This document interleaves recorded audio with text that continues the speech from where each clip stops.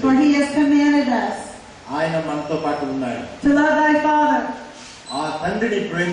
with all of your heart and to love one another as I have loved you. And take the good news.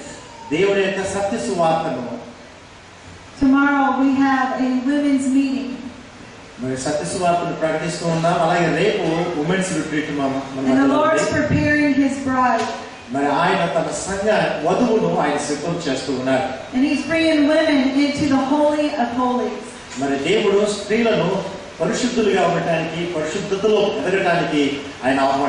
Where they will behold his glory. And his glory will be manifested in the lives of their family, their city, their neighbors, and wherever he may send them. He had Jesus had many disciples that were women. మరి యేసుక్రీస్తు ప్రభు యొక్క శిష్యుల్లో అనేక మంది స్త్రీలు ఉన్నారు. And he's calling you to come. మరి స్త్రీలను ఆయన పిలుస్తూ ఉన్నారు.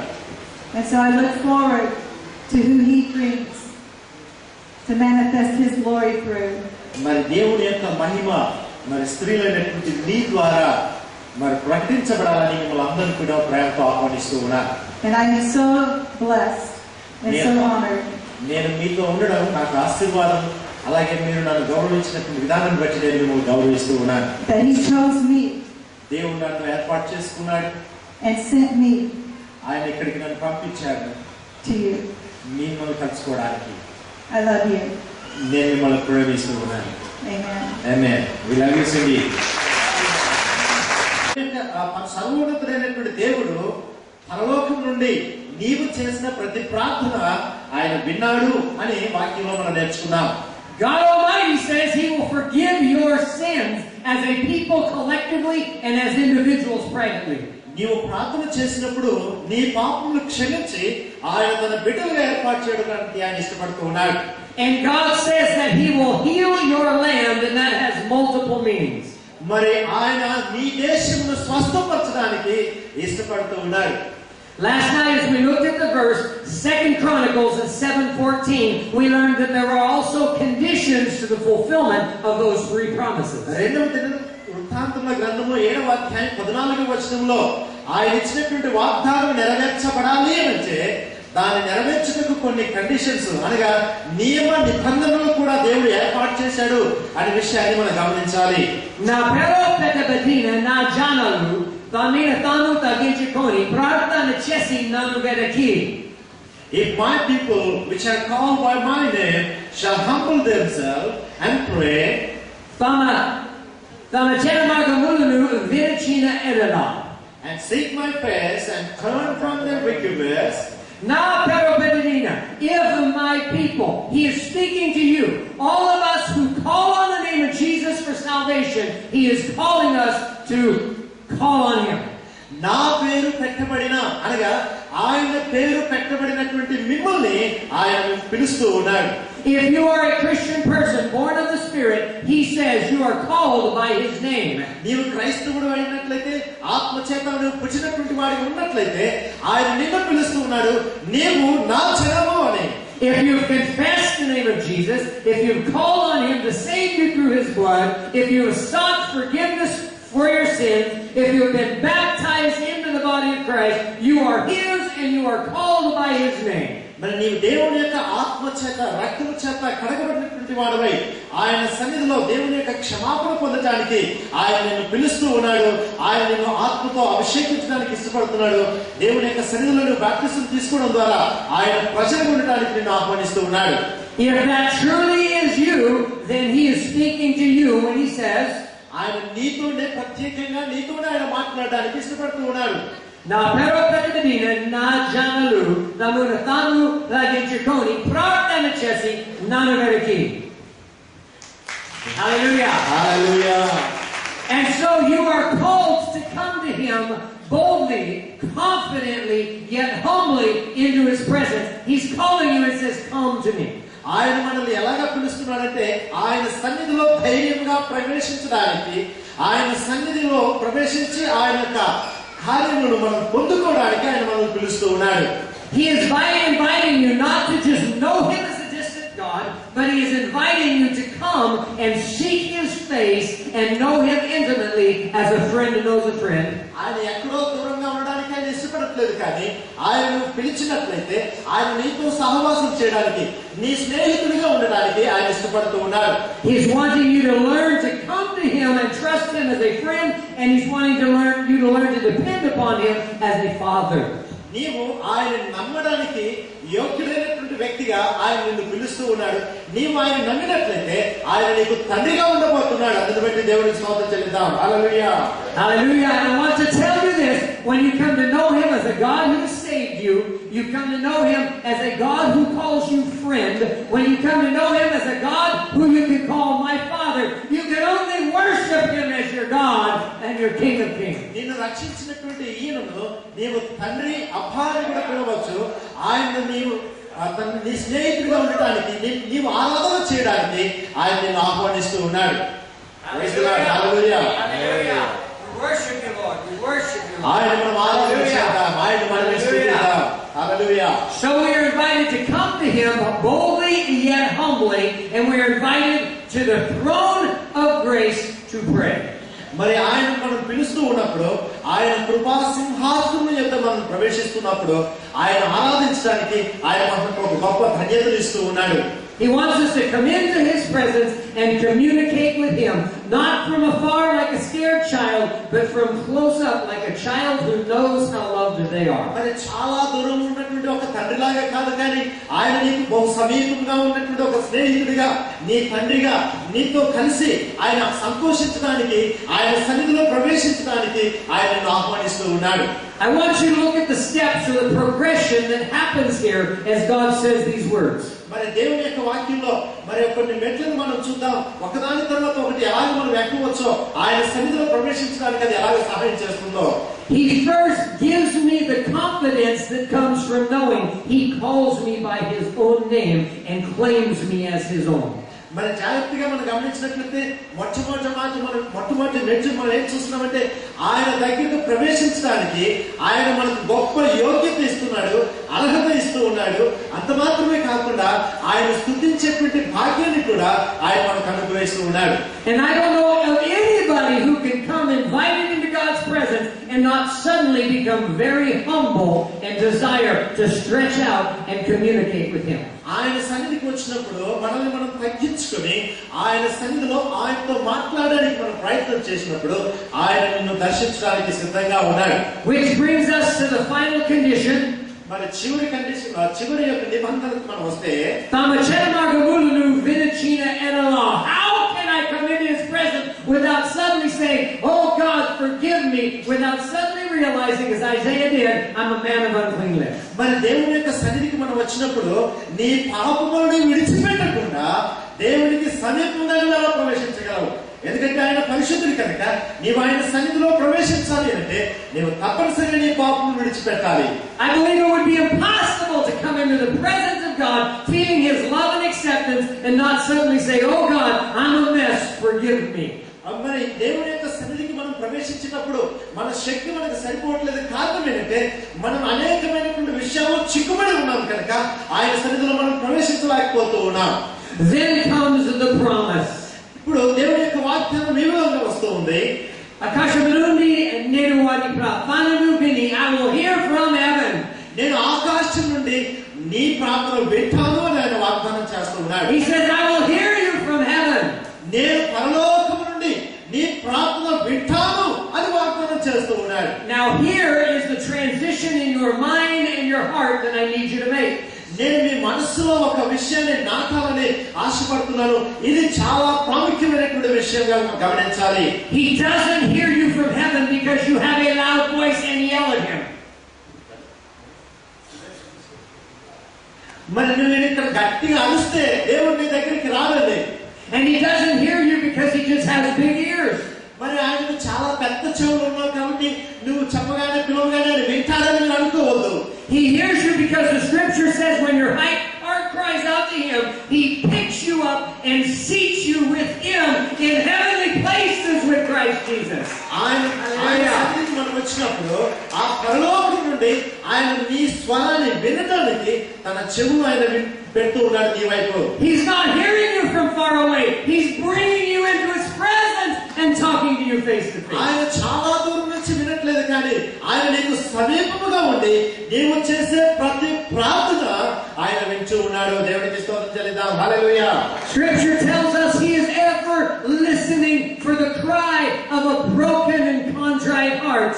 మరి ఆయన విరిగి నలిగినటువంటి వారికి ఆయన తన చెవులను దూరం పెట్టువాడు కాదు అని దేవుని యొక్క వాక్యం సెలవిస్తా ఉంది. He says to us, a contrite and broken heart He will never despise and He will never turn His ear against.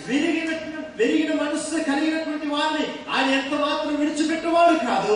వారిని ఆయన దగ్గర తీర్చుకుని ఆదరించే దేవుడుగా ఉన్నాడు. In John 6, Jesus said it this way, "Whoever comes to me, I will in no wise cast out or turn away." మరి యోహాను సువార్త 6వ అధ్యాయం మనం చదివినట్లయితే ఇక్కడ ఒక చక్కని మాట రాయబడుతుంది. నా దగ్గరికి వచ్చినటువంటి వారిని నేను ఎంత మాత్రము తోసివేయను అని చెప్తూ ఉన్నాడు. Cry out to God for your life. Cry out to God for your family. Cry out to God for your church family. Cry out to God for your nation. Cry out to God for your people. దేవుని యొక్క సన్నిధిలో నీ కుటుంబం కొరకు, నీ సంఘం కొరకు, నీ బిడ్డల కొరకు, నీ దేశం కొరకు గట్టిగా బిగ్గరగా కేక వేసి దేవుని సన్నిధిలో ప్రార్థన చేయి. నా దేశము స్వంతమవుచునని. హల్లెలూయా. Hallelujah in Isaiah. Hallelujah. Thank you, Jesus. Hallelujah. In Isaiah chapter 53:9, he tells us this promise. యెషయా గ్రంథం 53వ అధ్యాయం 58వ అధ్యాయం 9వ వచనం ఈ విధంగా సెలవిస్తుంది. He says, if you are concerned about the poor, if you take care of those in need, if you live a fasted lifestyle, that when you cry, He will hear you. When you call, He will answer you. When you cry out to Him, He will say, I am here for you. మరి నీవు ఒక 58వ అధ్యాయంలో మనం చదివినట్లయితే అక్కడ నీవు ఉపవాసం ఉండడం వల్ల ఆయన నీ ప్రార్థన అంగీకరించేవాడుగా లేడు. నీ స్వంత పౌరుని బట్టి ఆయన నీ ప్రార్థన అంగీకరించేవాడుగా లేడు. కానీ బీదలకు సహాయం చేయవారుగా మీరు ఉన్నప్పుడు, ఇతరులలో మీరు కనికరం కలిగినటువంటి వారుగా మీరు ఉన్నప్పుడు, ఆయన వాంఛ కలిగినటువంటి వారుగా మీరు ఉన్నప్పుడు, అప్పుడు ఆయన మీ ప్రార్థన వినడానికి సమీపంగా ఉంటాడు. Hallelujah. Here's my question for you then. Do you want revival in this great nation of 1.3 billion people? Do you want revival in India? 100 కోట్ల ప్రజలు ఉన్నటువంటి భారతదేశంలో గొప్ప ఉద్యమం కావాలని మీరు కోరుకుంటున్నారా అని దైవజనులు ప్రశ్నిస్తున్నారు. Yes or no? Hallelujah. Do you want revival in Andhra Pradesh or Telangana or whatever those people want to call it? Do you want revival? ఆంధ్రప్రదేశ్లో కానీ తెలంగాణ ప్రాంతంలో కానీ మరి ఏ ప్రాంతంలో మీరు నివసిస్తున్న తెలుగు ప్రజలారా మీరు దేవుని యొక్క ఉద్యమం కావాలని కోరుతూ ఉన్నారా? Do you want revival in your village of Wanastalapuram or Hayatnagar or Jalalaguda? Do you want revival in your city of Hyderabad? నీవు నివాసం చేస్తున్నటువంటి వనస్థలిపురంలో కానీ, కొత్తపేటలో కానీ, ఎల్బీనగర్ ప్రాంతంలో కానీ, మరి జిల్లాలో మరి ఏ ప్రాంతంలో నీవు నివాసం చేస్తున్నా నీ ఇంటి దగ్గర ఉద్యమం కావాలని కోరుతూ ఉన్నారా? Do you want revival in your family? నీ కుటుంబంలో ఉద్యమం కావాలని కోరుకుంటున్నావా? Yes. Hallelujah. The great man of God, Dwight L. Moody, said this. మరి D.L. Moody అనేటువంటి గొప్ప దేవుడి సేవకుడు ఈ విధంగా చెప్తూ ఉన్నాడు. If you want revival in India, if you want revival in your state, if you want revival in your family, భారతదేశంలో లేక నీ ఇంటిలో నీ సంఘంలో ఒక ఉద్యమం కావాలని కోరుకున్నట్లయితే draw a circle on the ground, భూమి మీద ఒక చుట్టూ ఒక గీత గీయండి. kneel down alone in the circle, ఆ చుట్టూ గీయబడినటువంటి గీతలో మీరు మోకరించండి. pray till everyone in the circle is revived, నీ చుట్టూ ఉన్నటువంటి ప్రతి ప్రజల కొరకు నీవు కనిపెట్టి ప్రార్థన చేయి. and you'll have revival in your family, in your village, in your state, and in India.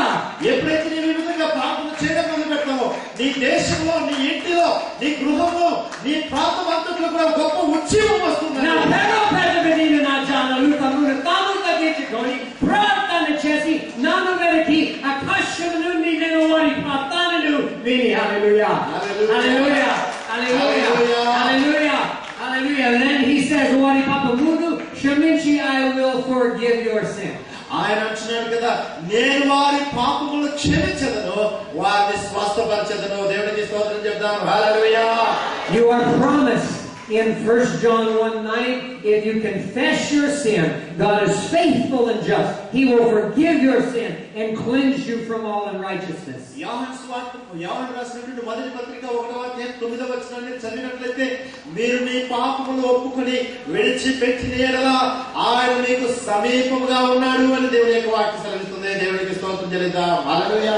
I do not know this about Indian culture, but I will tell you something about American culture. మరి నేను భారతదేశపు సంప్రదాయాల గురించి నేను మాట్లాడాను, కానీ America యొక్క సంప్రదాయాల గురించి నేను మీతో మాట్లాడతాను. One of the number one emotional problems facing America people is the problem with guilt and shame. మరి అమెరికా దేశంలో ఉన్నటువంటి ప్రజలు వ్యక్తిగతంగా కొన్ని సమస్యలతో బాధపడుతున్నారు. ఆ సమస్యలు ఏంటంటే వారి వ్యక్తిత్వాన్ని గురించినటువంటి సమస్య, అలాగే వారి అవమానంతో కూడినటువంటి సమస్యతో వారు బాధపడుతూ ఉన్నారు. When we make a mistake, for some reason, we Americans have a hard time letting go of what was in the past. మరి ఎవరైనా తప్పు చేసినట్లయితే గడిచినటువంటి తప్పుదాన్ని బట్టి దాన్ని కొనసాగిస్తూ దాన్ని బట్టి చింతిస్తూ ఉంటారు. I have heard the prayers of and have counseled literally thousands of people. మరి నేను కొన్ని వేల మంది ప్రజల్ని వారికి చక్కని ఉపదేశాన్ని బోధిస్తూ వచ్చాను.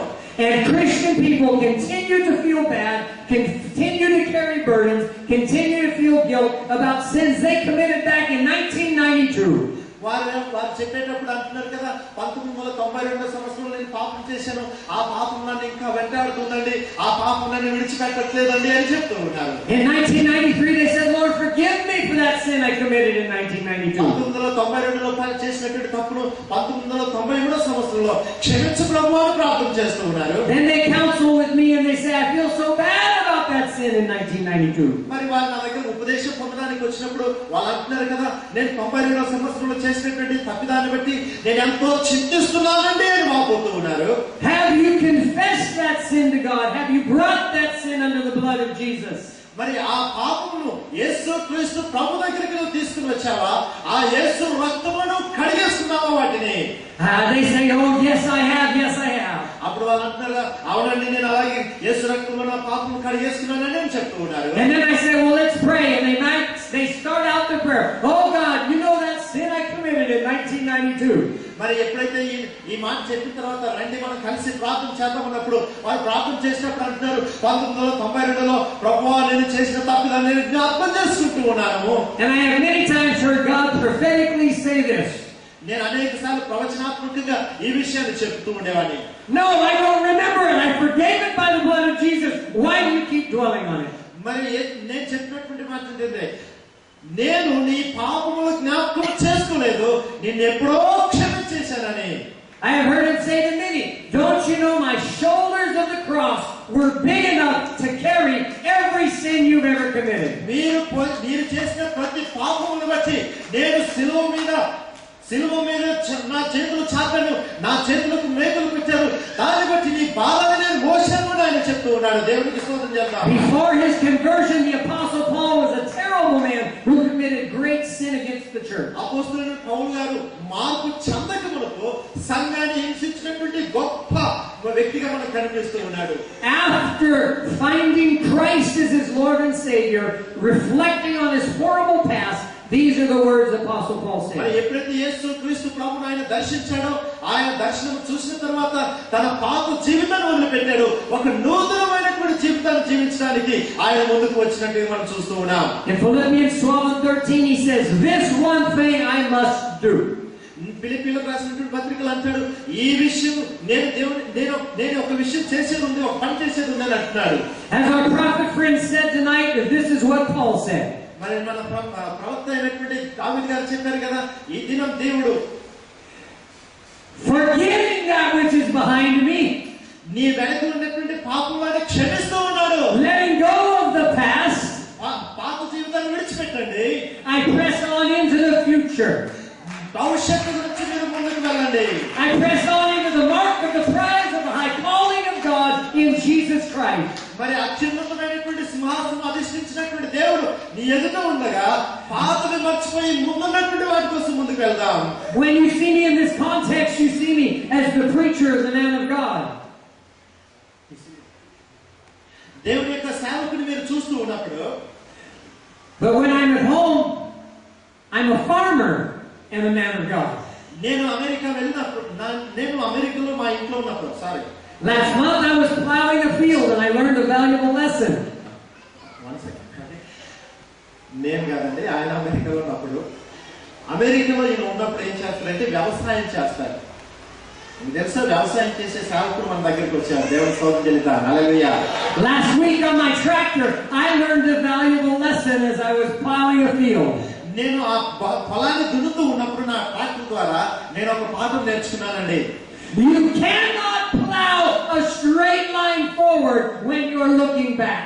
ఒకవేళ నువ్వు తిన్నగా దున్నుకుంటూ వెళ్ళాలి అని అంటే నువ్వు వెనక్కి చూసినట్లయితే ఆ తిన్నని లైన్ ఆ మిషన్ తో తోడడానికి అవకాశం లేదండి.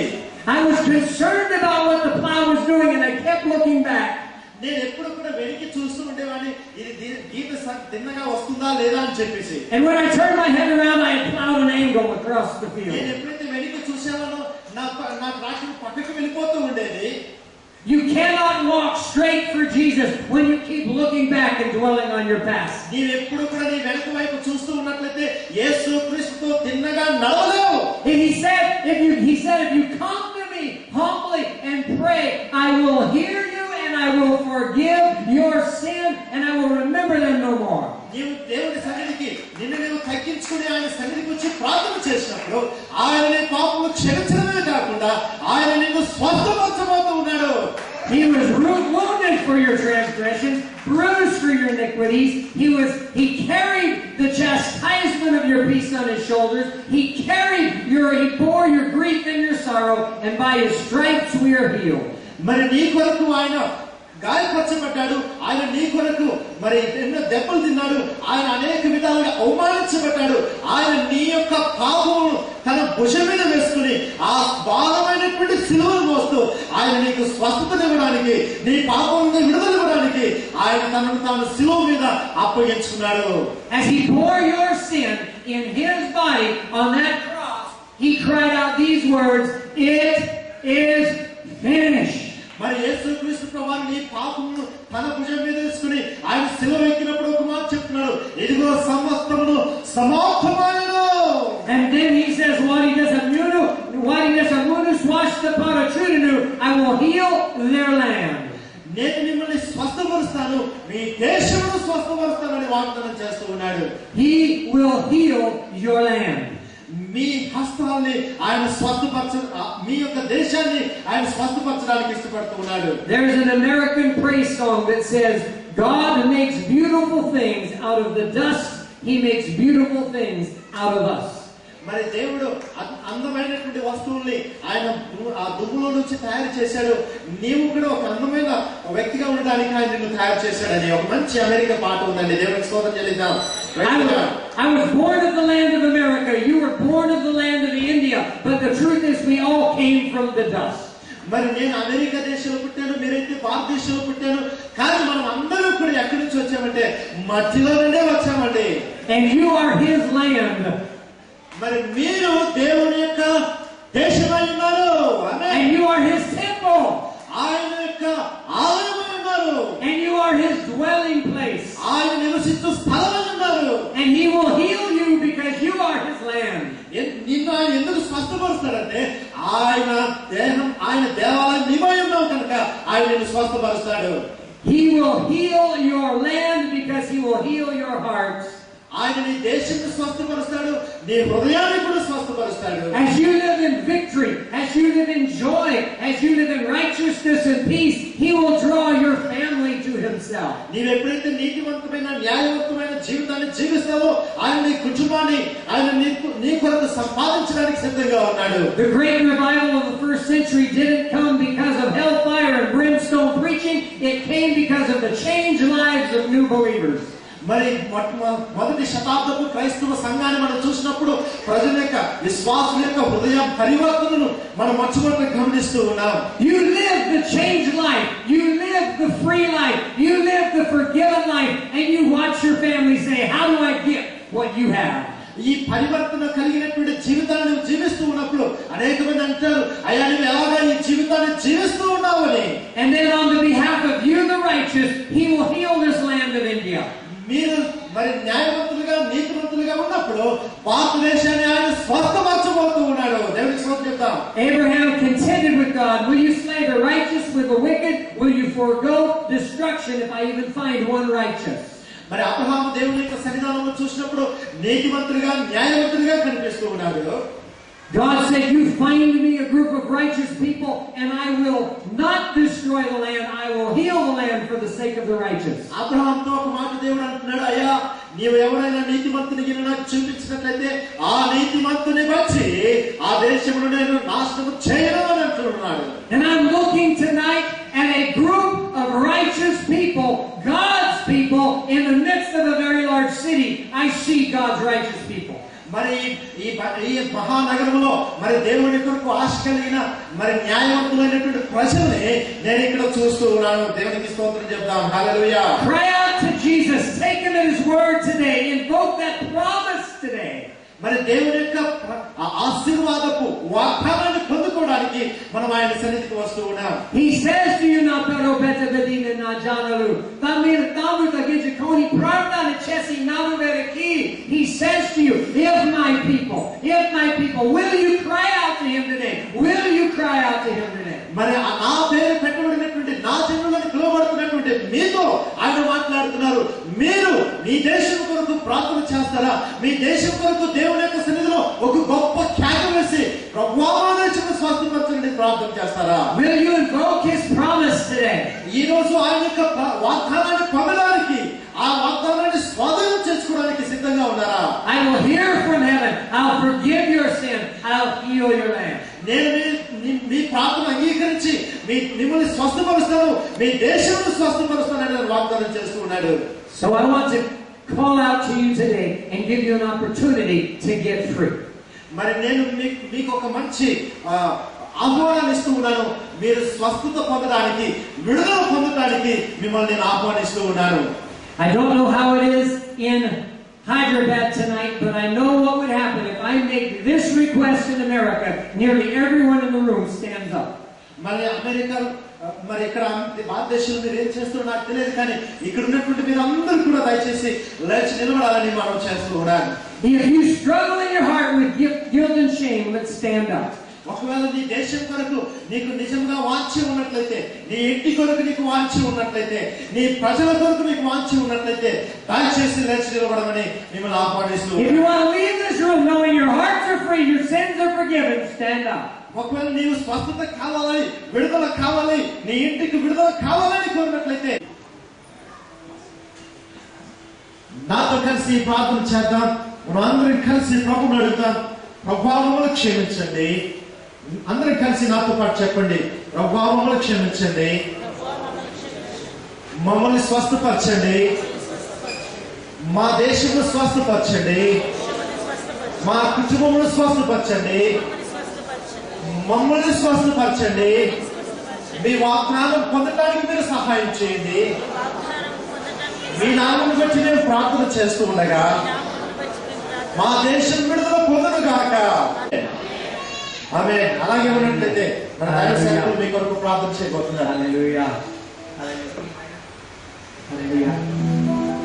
Nene premedenu, nene premedenu Yesu, nene premedenu, ni magamusa gena, niransi chakasa gena, me vendiruga. Like this, to love only you, my Lord, to love only you, Jesus, to love only you, my Lord, and never to look back. I'm kneeling in your presence now, my Lord, and daily I will walk in your way. Tirelessly I will walk in your way, and I never will look back. Sing Nene, Nene, here's the new. Nene, let's raise our hands to Jesus. Nene,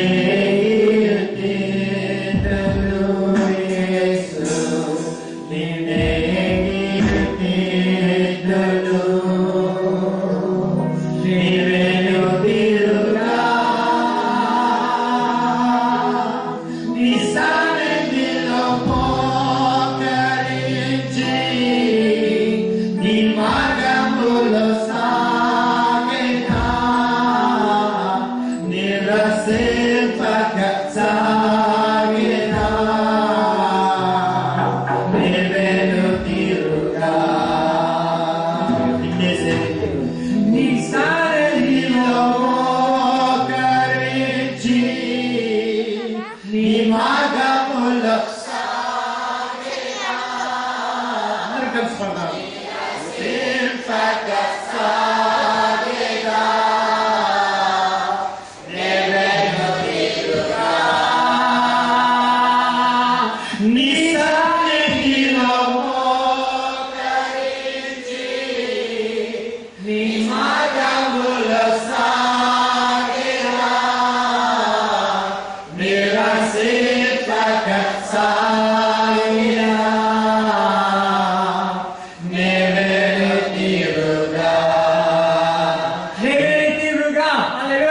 Hallelujah. Never turn your back. Pray this. Jesus, thank you for forgiving my sins. యేసు ప్రభువా నీవు నా పాపములను క్షమించినందుకు నీ వందనాలు అని చెప్పి ప్రార్థన చేయండి. Hallelujah. Hallelujah. Yes. Thank you for forgiving my sins. నా పాపము క్షమించినందుకే నీకు వందనాలు యేసు. Hallelujah. Thank you for setting me free. నన్ను రక్షించినందుకు వందనాలు యేసు అని చెప్పండి. And now, Lord Jesus, we invite you to come and heal the sick. మరి ఇప్పుడు యేసు ప్రభువారు ఇక్కడ బలహీనతలో ఉన్న వారిని స్వస్థపరచడానికి ఆయన సిద్ధంగా ఉన్నాడు. Jesus, we invite you to now come and deliver all those who are bound with any kind of bondage. మరి నీకున్నటువంటి ప్రతి విధమైన బంధకాల నుంచి విడుదల పొందడానికి ఆయన నిన్ను ఆహ్వానిస్తూ ఉన్నాడు. Whether the bondage is emotional, physical, spiritual, financial, we invite you to come now and touch your people and set నీ them free. జీవితంలో ఉన్నటువంటి ఆర్థిక పరమైనటువంటి ఇబ్బందుల నుంచి, శారీరక పరమైనటువంటి ఇబ్బందుల నుంచి, నువ్వు కలిగినటువంటి సమస్తమైనటువంటి దురలవాట్ల నుంచి ఆయన